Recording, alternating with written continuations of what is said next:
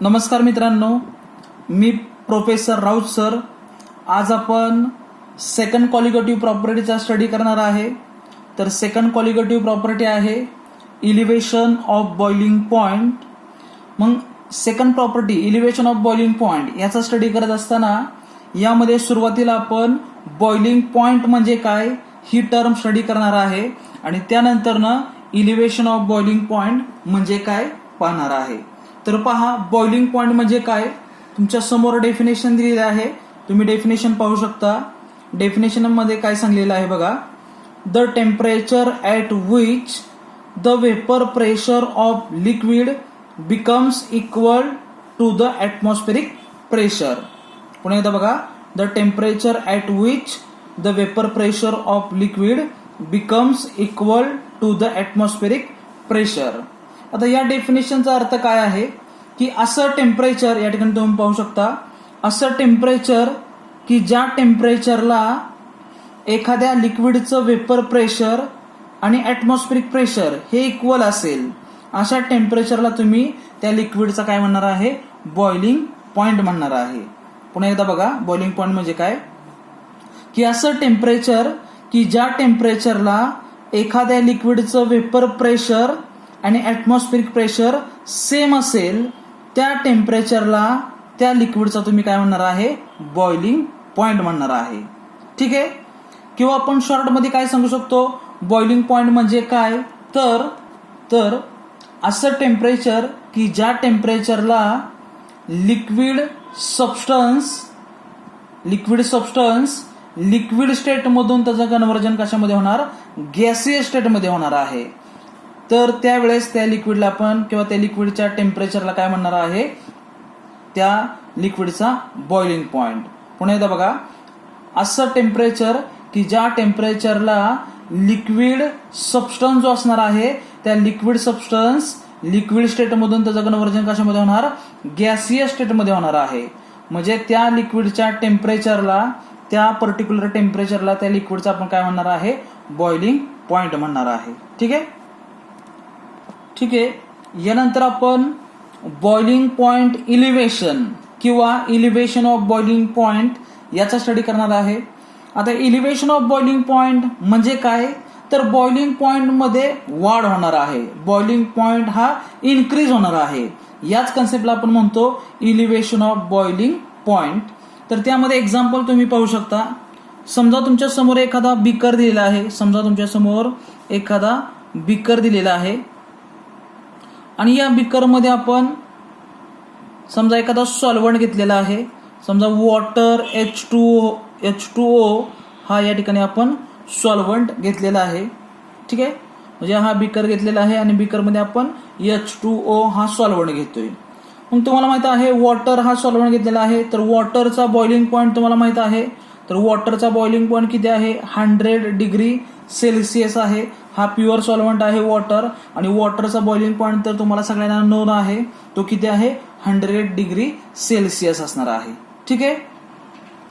मग या ठिकाणी आपण काय करणार आहे, याच वॉटरमध्ये आपण काय करणार आहे, non volatile solute material add करणार. काय ऍड करणार, नॉन व्हॉलटाईल सोल्यूट ऍड करणार आहे.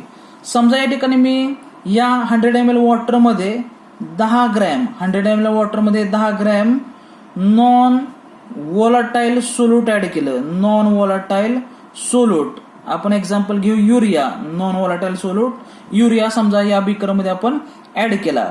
मग या बीकरमध्ये नॉन व्हॉलटाईल सोल्यूट ऍड केल्यानंतर या ठिकाणी काय तयार होणार आहे, सोल्युशन तयार होणार आहे. बीकरमध्ये काय तयार होणार आहे, तर सोल्युशन तयार होणार आहे. म्हणजेच या ठिकाणी काय असणार आहे, 100 ml काय असणार, वॉटर असणार आहे, आणि 10 ग्रॅम काय असणार आहे, तर युरिया असणार आहे. 10 ग्रॅम काय असणार आहे, युरिया असणार आहे. मग वॉटर आणि युरिया यांचं या ठिकाणी काय तयार होणार आहे, सोल्युशन तयार होणार आहे. यांचं या ठिकाणी काय होणार, सोल्युशन तयार होणार. मग सोल्युशन तयार झाल्यानंतर या बीकरला आपण काय करणार आहे, हीट करणार आहे. या बीकरला काय करणार, हीट करणार आहे. हीट केल्यानंतर काय होणार आहे, या बीकरमधील सोल्युशन एका डेफिनेट टेम्परेचरला काय होणार आहे, बॉईल होणार आहे. काय म्हणतोय बघा, हे सोल्युशन आपण हीट करणार, आणि हीट करत असताना एका डेफिनेट टेम्परेचरला हे सोल्युशन काय होणार आहे, बॉईल होणार आहे. आणि त्या टेम्परेचरला आपण काय म्हणणार, या सोल्युशनचा बॉइलिंग पॉइंट म्हणणार आहे. मग समजा हे जे सोल्युशन आहे या सोल्युशनचा समजा आपण बॉइलिंग पॉइंट असं कन्सिडर करू तो 120 आहे. या सोल्युशनचा बॉइलिंग पॉइंट समजा 120 डिग्री सेल्सिअस आहे असं कन्सिडर करू. म्हणजे मला सांगायचं आहे या ठिकाणी जे आपण सोल्युशन घेतलेलं आहे, हे सोल्युशन घेतलेलं आहे, या सोल्युशन मध्ये काय आहे तर सोल्यूट प्लस काय आहे, सॉल्व्हंट आहे. सोल्यूट प्लस काय आहे, सॉल्व्हंट आहे. आणि या बीकर मध्ये फक्त काय आहे, सॉल्व्हंट आहे. या बीकर मध्ये काय आहे, सॉल्व्हंट आहे. मग या ठिकाणी आपण दोन बीकर आपल्या समोर आहेत, एकामध्ये सॉल्व्हंट आहे आणि एकामध्ये सोल्युशन आहे. दोन्हीच्या बॉइलिंग पॉइंटचा आपण या ठिकाणी स्टडी केलेला आहे. मग या ठिकाणी समजा सॉल्व्हंट प्युअर सॉल्व्हंट आहे. प्युअर सॉल्व्हंटचा जो बॉइलिंग पॉइंट असतो त्यासाठी आपण सिम्बॉल घेणार आहे T0B. काय सिम्बॉल घेणार आहे, T0B. T0B याचा अर्थ सॉल्व्हंटचा बॉइलिंग पॉइंट. याचा अर्थ काय असणार आहे, सॉल्व्हंटचा या ठिकाणी आपण काय घेणार आहे, बॉइलिंग पॉइंट. आणि तो सॉल्व्हंटचा बॉइलिंग पॉइंट या ठिकाणी किती आलेला आहे, 100 डिग्री सेल्सिअस आलेला आहे. ठीक आहे. या ठिकाणी सोल्युशन पहा, सोल्युशनचा जो बॉइलिंग पॉइंट आहे त्यासाठी आपण सिम्बॉल घेणार आहे TB. काय घेणार आहे, TB घेणार आहे. आणि या ठिकाणी बघा सोल्युशनचा बॉइलिंग पॉइंट किती घेतलेला आहे आपण, 120 डिग्री सेल्सिअस घेतलेला आहे.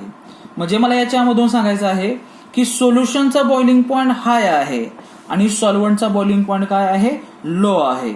मग जर कंपॅरिझन करायचं म्हणलं तर सॉल्व्हंटचा बॉइलिंग पॉइंट लो आहे आणि सोल्युशनचा बॉइलिंग पॉइंट हाय आहे. मग सोल्युशनचा बॉइलिंग पॉइंट हाय आहे, मग तो हाय कशावर, म्हणजे जो इन्क्रीज झालेला आहे सोल्युशनचा बॉइलिंग पॉइंट जो वाढलेला आहे तो वाढलेला बॉइलिंग पॉइंट कशावरती डिपेंड असणार तर नॉन व्हॉलाटाईल सोल्यूट वरती. म्हणजे सॉल्व्हंट मध्ये सोल्यूट ऍड केल्यानंतर सोल्युशन तयार झालं आणि सोल्युशन तयार झाल्यानंतर त्या सोल्युशनचा बॉइलिंग पॉइंट इन्क्रीज झालेला आहे. बरोबर का. म्हणजे बॉइलिंग पॉइंट ही टर्म कशावरती डिपेंड आहे, ही सोल्यूट वरती डिपेंड आहे किंवा नॉन व्हॉलाटाईल सोल्यूट वरती डिपेंड आहे. मग इलिव्हेशन ऑफ बॉइलिंग पॉइंट म्हणजे काय तर या ठिकाणी आपण पाहणार आहे बघा, इलिव्हेशन ऑफ बॉइलिंग पॉइंट त्यासाठी आपण सिम्बॉल घेणार आहे delta TB is equal to elevation of boiling point म्हणजेच बॉइलिंग पॉइंट कितीने इन्क्रीज झालेला आहे. आणि बॉइलिंग पॉइंट कितीने इन्क्रीज झालेला आहे तो कॅल्क्युलेट करण्यासाठी आपण फॉर्म्युला तयार करणार डेल्टा TB. डेल्टा TB म्हणजेच elevation of boiling point is equal to maximum किंवा लार्ज व्हॅल्यू कोणती आहे बॉइलिंग पॉइंटची तर सोल्युशनची आहे 120. मग या ठिकाणी आपण घेणार आहे TB मायनस T0B. काय घेणार आहे, TB मायनस T0B. आपण या ठिकाणी एक्झाम्पल घेतलेला आहे TB. सोल्युशनचा बॉइलिंग पॉइंट किती आहे 120 आहे आणि सॉल्व्हंटचा बॉइलिंग पॉइंट किती आहे तर 100 आहे. म्हणजे यांच्यामधला डिफरन्स किती येणार, 20 येणार आहे. म्हणजेच या ठिकाणी कितीने बॉइलिंग पॉइंट इन्क्रीज झालेला आहे तर 20 ने झालेला आहे. मी फक्त या ठिकाणी तुम्हाला एक्झाम्पल समजण्यासाठी ह्या व्हॅल्यू घेतलेल्या आहेत.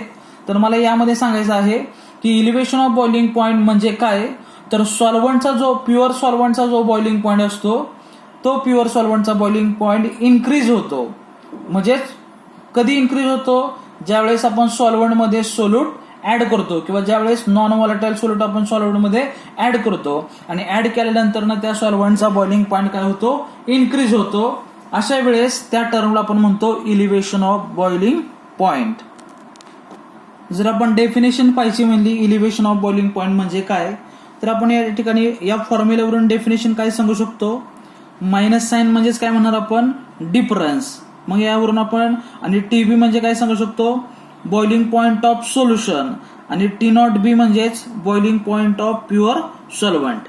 मग यावरून आपण इलिव्हेशन ऑफ बॉइलिंग पॉइंट याची डेफिनेशन काय सांगू शकतो पहा, इलिव्हेशन आणि डेल्टा TB म्हणजे काय आहे the elevation of boiling point. मग या ठिकाणी काय सांगू शकतो बघा या फॉर्म्युल्यावरून, elevation of boiling point means the difference between boiling point of solution and boiling point of pure solvent.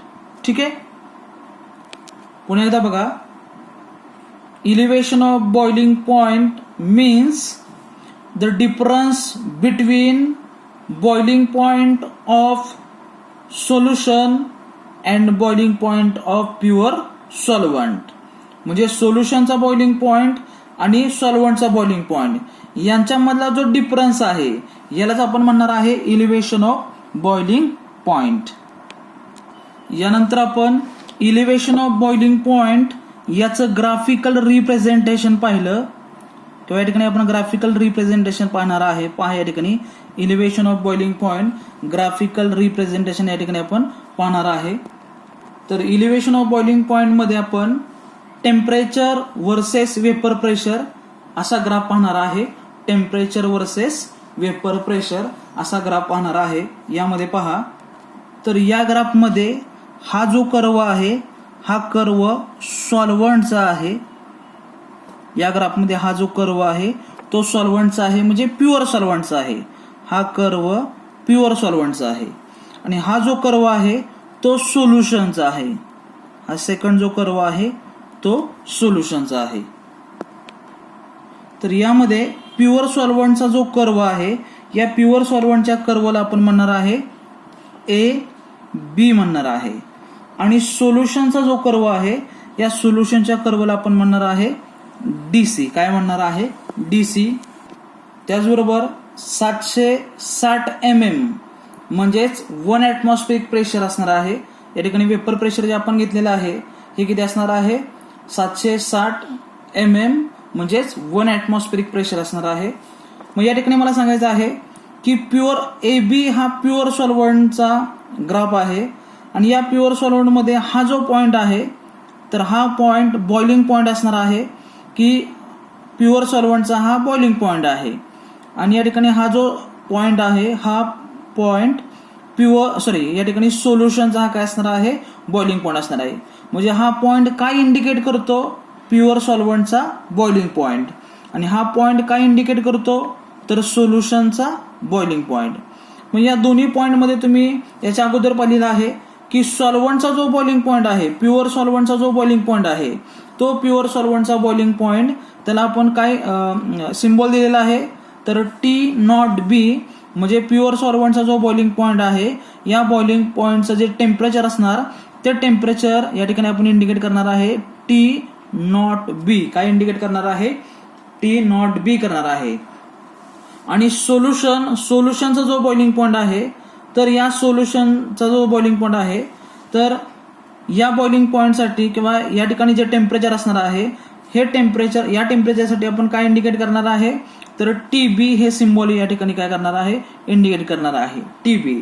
म्हणजे हे जे टेम्परेचर आहे T0B हे टेम्परेचर प्युअर सॉल्व्हंटचा बॉइलिंग पॉइंटचं टेम्परेचर आहे. आणि TB हे टेम्परेचर सोल्युशनच्या बॉइलिंग पॉइंटचं टेम्परेचर आहे. ठीक आहे. तर पुन्हा एकदा तुम्हाला या ग्राफबद्दल माहिती देतो की या ठिकाणी आपण हा जो ग्राफ दिलेला आहे, या ग्राफमध्ये किंवा या ठिकाणी हे जे ग्राफिकल रिप्रेझेंटेशन आहे, या ग्राफिकल रिप्रेझेंटेशन मध्ये ऍक्च्युअल काय कन्सेप्ट दिलेला आहे पहा, की vapour pressure temperature curve. Vapour pressure या ठिकाणी आपल्याला जो ग्राफ दिला आहे तो वेपर प्रेशर टेम्परेचर कर्व आहे. म्हणजे या ठिकाणी हे जे कर्व आहेत, हे कर्व कशाचे आहेत? वेपर प्रेशर टेम्परेचर कर्व आहेत. आणि हे जे वेपर प्रेशर टेम्परेचर कर्व आहेत, यामध्ये आपण काय सांगू शकतो की vapour pressure temperature curve of pure solvent. काय म्हणतोय बघा, vapour pressure temperature curve of pure solvent. आणि हा जो कर्व आहे तो काय असणार? Vapour pressure temperature curve of solution. असे दोन तुमच्या समोर कर्व आहेत. पण लक्षात ठेवा, हा जो कर्व आहे, हा कर्व कोणता आहे? Vapour pressure temperature curve of solution. काय म्हणतोय बघा, हा जो कर्व आहे vapour pressure temperature curve of solution is always below the vapour pressure temperature curve of pure solvent. म्हणजे मला सांगायचं आहे की हा जो सोल्युशनचा जो कर्व आहे हा नेहमी प्युअर सॉल्व्हंटच्या काय असणार आहे? खाली असणार आहे. काय म्हणतोय बघा, हा सोल्युशनचा जो कर्व आहे हा नेहमी प्युअर सॉल्व्हंटच्या खाली असणार आहे. नेहमी हे लक्षात ठेवायचं इलिव्हेशन ऑफ बॉइलिंग पॉइंट मध्ये. मग या ठिकाणी तुम्ही पाहू शकता की हा जो कर्व आहे, मग यामध्ये AB हा जो कर्व आहे हा प्युअर सॉल्व्हंटचा आहे आणि DC हा कर्व सोल्युशनचा आहे. मग यामध्ये हा A जो पॉइंट आहे, हा A पॉइंट आहे तो प्युअर सॉल्व्हंटचा बॉइलिंग पॉइंट आहे. आणि C जो पॉइंट आहे तो सोल्युशनचा बॉइलिंग पॉइंट आहे. म्हणजे A पॉइंट हा प्युअर सॉल्व्हंटचा बॉइलिंग पॉइंट आहे आणि त्याचं टेम्परेचर आपण घेतलेलं आहे T0B. आणि सी हा जो पॉइंट आहे तो सोल्युशनचा बॉइलिंग पॉइंट आहे आणि त्याचं टेम्परेचर आहे TB. मग यांच्यामधला जो दोन टेम्परेचर मधला जो डिफरन्स आहे, हा जो दोन टेम्परेचर मधला जो डिफरन्स आहे, हा डिफरन्स काय इंडिकेट करतो, तर इलिव्हेशन ऑफ बॉइलिंग पॉइंट म्हणजेच डेल्टा TB. काय म्हणतोय बघा, या दोन कर्व मधला हा जो डिफरन्स आहे A आणि C मधला, म्हणजे A टेम्परेचर आणि C टेम्परेचर या दोन्ही मधला जो टेम्परेचर मधला जो डिफरन्स आहे, हा डिफरन्स म्हणजेच इलिव्हेशन ऑफ बॉइलिंग पॉइंट म्हणजेच डेल्टा TB. हा डिफरन्स जो आहे तो काय इंडिकेट करतो, इलिव्हेशन ऑफ बॉइलिंग पॉइंट म्हणजेच डेल्टा TB. आपण मगाशी पाहिलेला आहे इलिव्हेशन ऑफ बॉइलिंग पॉइंट याचा फॉर्म्युला. या ठिकाणी पुन्हा एकदा लिहू शकतो आपण फॉर्म्युला, डेल्टा TB म्हणजेच इलिव्हेशन ऑफ बॉइलिंग पॉइंट, दोन टेम्परेचर मधला डिफरन्स, दोन लिक्विड म्हणजे प्युअर सॉल्व्हंट आणि सोल्युशन यांच्या टेम्परेचर मधला डिफरन्स म्हणजेच इलिव्हेशन ऑफ बॉइलिंग पॉइंट. मग या ठिकाणी आपण लिहू शकतो delta TB is equal to higher temperature सोल्युशनचा आहे म्हणून या ठिकाणी आपण लिहिणार TB मायनस T0B आणि यालाच आपण म्हणतो इलिव्हेशन ऑफ बॉइलिंग पॉइंट. म्हणजे ग्राफिकल रिप्रेझेंटेशन मध्ये तुम्हाला हाच कन्सेप्ट दिलेला आहे इलिव्हेशन ऑफ बॉइलिंग पॉइंट. पण तो कसा आहे, तर प्युअर सॉल्व्हंटचा जो बॉइलिंग पॉइंट आहे आणि सोल्युशनचा बॉइलिंग पॉइंट यांच्यामधल्या टेम्परेचर जो डिफरन्स असतो त्यालाच आपण म्हणणार इलिव्हेशन ऑफ बॉइलिंग पॉइंट म्हणणार आहे. म्हणजे ग्राफमध्ये AC ही जी टर्म आहे, डेल्टा TB AC ही जी टर्म आहे, ही काय इंडिकेट करते, इलिव्हेशन ऑफ बॉइलिंग पॉइंट. ठीक आहे. त्यानंतर या ग्राफमध्ये अजून एक महत्वाची टर्म आहे, ती म्हणजे कोणती बघा, की T0B या टेम्परेचरला काय म्हणतोय बघा, T0B या टेम्परेचरला प्युअर सॉल्व्हंटचं वेपर प्रेशर काय म्हणतोय बघा, T0B या टेम्परेचरला प्युअर सॉल्व्हंटचं जे वेपर प्रेशर आहे त्या वेपर प्रेशरला आपण म्हणणार आहे P0. P0 म्हणजे vapour pressure of pure solvent. काय म्हणणार, vapour pressure of pure solvent. P0 म्हणले की काय, vapour pressure of pure solvent.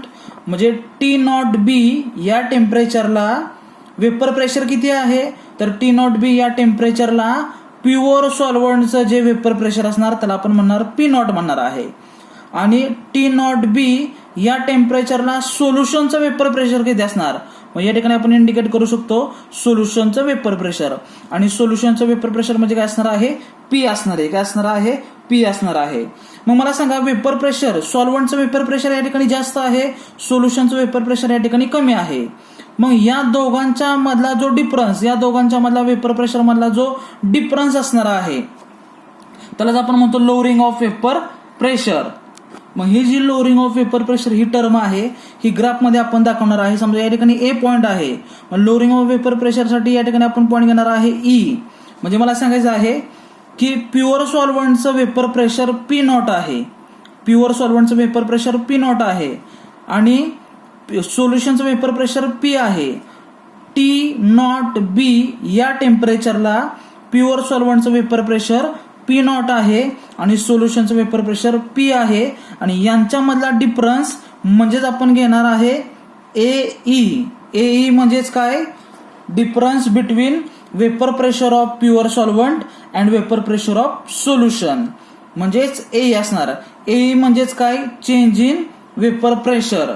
AE म्हणजेच काय, change in vapour pressure of pure solvent and vapour pressure of solution. AE is equal to delta P. यावरून मला सांगायचं आहे की डेल्टा P म्हणजेच काय असणार आहे, चेंज इन वेपर प्रेशर. मग चेंज इन वेपर प्रेशर याच्यावरतीच इलिव्हेशन ऑफ बॉइलिंग पॉइंट ही टर्म काय असणार आहे, डिपेंड असणार आहे. मग या ग्राफवरून आपण काय कन्क्लुजन काढू शकतो की elevation of boiling point delta TB, elevation of boiling point is directly proportional to change in vapour pressure किंवा lowering of vapour pressure. Delta TB म्हणजे लोअरिंग ऑफ वेपर प्रेशर. म्हणजे इलिव्हेशन ऑफ बॉइलिंग पॉइंट ही term कशावरती depend आहे, elevation of boiling point ही term कशावरती depend आहे, lowering of vapour प्रेशरवरती. मग आपण याच्यावरून कन्क्लुजन काय काढू शकतो, या ग्राफवरून delta TB is directly proportional to delta P. म्हणजेच elevation of boiling point is directly proportional to lowering of vapour pressure. Lowering of vapour pressure म्हणजेच काय, P not minus P. P not म्हणजेच vapour pressure of pure solvent आणि P म्हणजेच vapour pressure of solution. जर तुम्हाला याच्यामध्ये काय शंका असेल तर तुम्ही मला कमेंट बॉक्समध्ये विचारू शकता. ठीक आहे, धन्यवाद.